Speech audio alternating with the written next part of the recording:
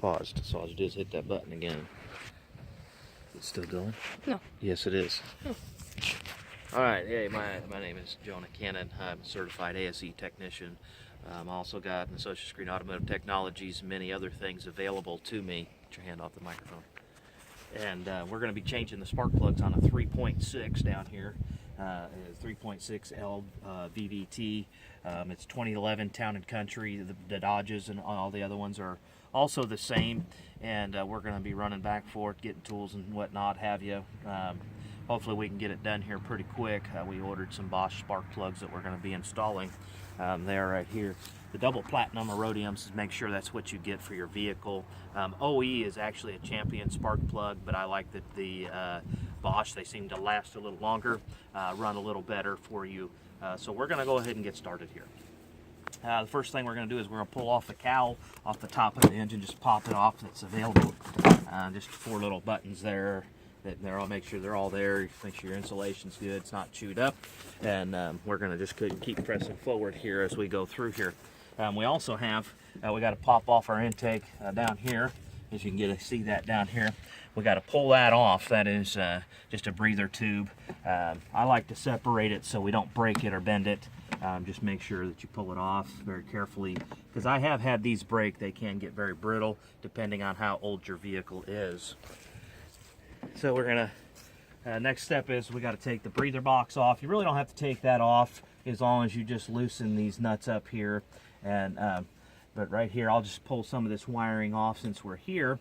And I'm gonna go kind of fast, so kind of keep up with me here. So right here, we got these little red tabs, so we can't get it do anything until we get those. So I'll have to get a pliers, screwdriver for that. But right here is a little connector for your intake air temperatures. We've got another one here with a lock on it. Sometimes these locks will pop out with your fingernail, but not always. And then right here is another vacuum type hose. We got to make sure we get that. Well, it's not going to come loose, so we'll get us a screwdriver.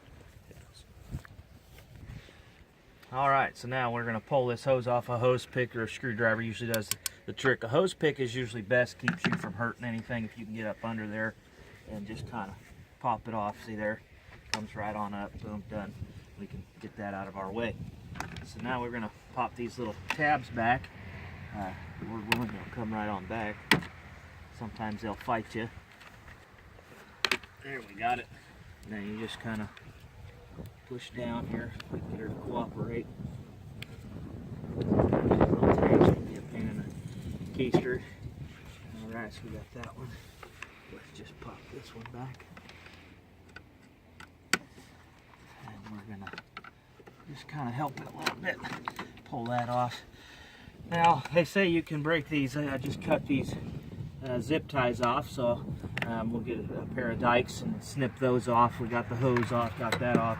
But we're going to go ahead and pull this tube off here, so we can go ahead and get that out of our way. And we'll get a pair of pliers here in a moment.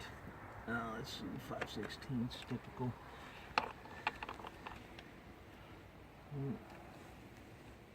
Well, I got mixed up in my toolkit here. All right, here we go.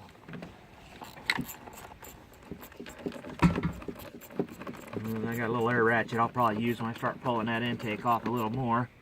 But just make sure you get it loose enough and so you can get things out of your way without fighting them. The cleaner you can do the job, the easier it goes back together. So we're just going to go ahead and grab it. Make sure you grab firmly with both hands as you pull it off. Sometimes you can get the hose pick and just kind of help you along a little bit, break it loose. Once it starts to come, it should come right off. There, that's all you have. We'll set that out of our way. Alright, so now we've got another deal down here. So we're going to go and grab our dikes so we can start popping some of these little brackets and stuff loose. Right here, you don't have to take that off. You just pop it loose with your screwdriver here. It's pretty simple. Just reach in there and usually that'll pop right off if it doesn't fight us today. Gotta love some of these things that they build.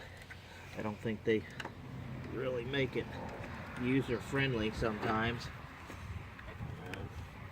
These corporate guys, they never work on a car, so they really don't know. So let's see if we can get it up out of here without having to fight it anymore. There we go. She's coming out of there. So we're just gonna work our way up there. Spin that out of your way here.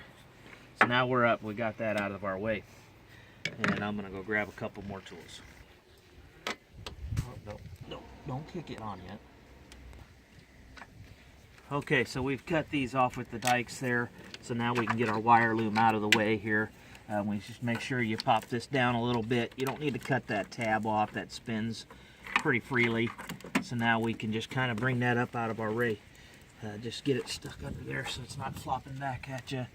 And we're going to eventually pull this bracket off that's back here. But I don't think that's necessary. I think we can get away with it. And this hose clamp here, if you have it available, your little hose clamp pliers. Man's best friend. If you're ever working on cars, I suggest you get a pair. See, there you just squeeze it. You're not fighting it with a pair of pliers. You're done, out of your way. Now we just get our little hose pick here, and we're just going to kind of work our way back. There it is. Pretty simple stuff, basic stuff. You know, we can kind of hold on to some of these things with little clips and things that we're taking off here. We've also got another vacuum line here we're going to be popping off. If we can get us to cooperate here. Little hose pick in there. Makes it nice. Maybe something to reach up in here. Alright, so there's no clamp or anything there. We just got to make sure we don't bust these sensors or anything. Try a screwdriver. All else fails. There we got it. Alright, so just kind of push that back out of your way a little bit there. Just try to remember what you've pulled off, because if you don't remember, you can get into some trouble real easy. So we're going to go ahead and pull these two nuts off. I don't know if you can see them, my fingers. Number one, number two, they got a little stud on them. They're number 10 nuts. We're going to pull those off now.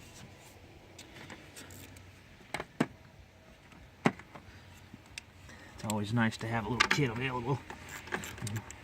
Make sure you don't lose those, drop them. I have dropped them before doing them, and then trying to find these nuts and stuff are a bear, and I just dropped one, so we'll have to get my magnet out. And my fingers don't work like they used to. So Lord willing, we'll find that bad boy. That is down there, I see it. So we'll grab it here in a minute. Alright, I got my nut. It fell down there. I told you I could see it there. But I tell you, I encourage you to go to Little Harbor Freight, get you a little one of these deals. Got a magnet and the Chinese nose pickers. So when you're down in there, you can either magnetize it or pull it up. A little handy little tool that cost me about $3 or $4. Alright, so we got those two nuts off back there. Now we're going to pull this little pin right here. You just take it and grab it with the pair of pliers here. And sometimes they don't like to come up. They've been in there a while. And let me get my other little pliers here. These things work great. If I can just... Ooh, this one's been in there. They're going to fight us. I'm going to have to get some persuaders in there. Alright, we got her out. So, there we go. Got her pulled out. We'll slide that back together. And now we have that. So, now this here just sits on there. It's kind of neat. A little design, but the back there's a couple little deals. Got another little hose clamp there. We'll just kind of get the little dikes here and snip it off so we can get the hose out of our way over here on this side. Now I can move this. So usually it'll pop right off of here. It cooperates today.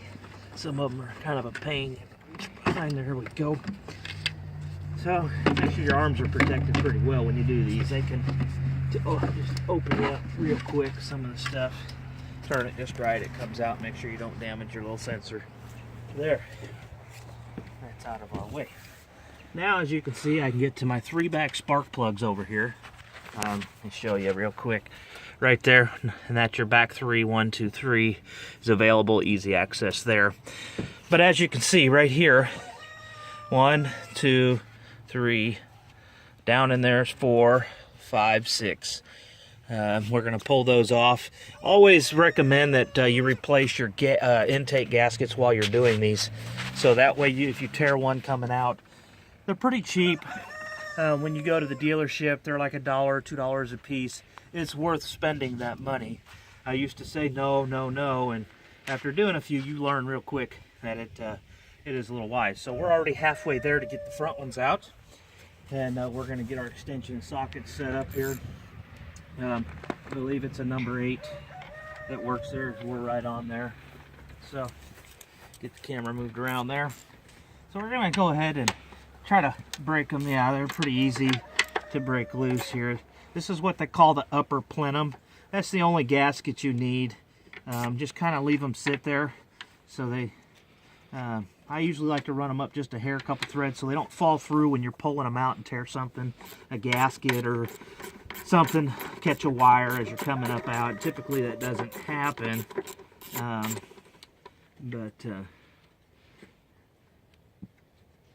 all right. Be right back in just a second. I get my air ratchet. You know, I like to use these. They cheat, but if you don't know how to use them, be careful.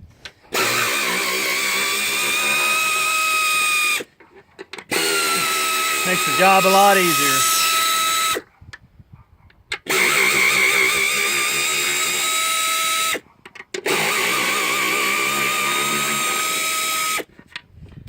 So much faster than trying to ratchet all those off. So we're going to run those up as much as we can.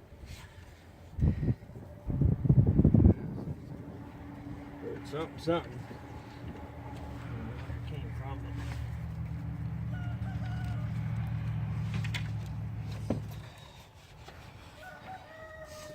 Alright, let's see. Oh, forgot my front nut here. Got 2 nuts down in here. 1 and 2. Can't really see them, they're hidden. I think we can get the camera right here. There's one right here, and then one back right up underneath here, where it's right there. I'm probably not going to get a good picture of it. It's kind of hidden in there. We'll pull those off real quick, number 10s.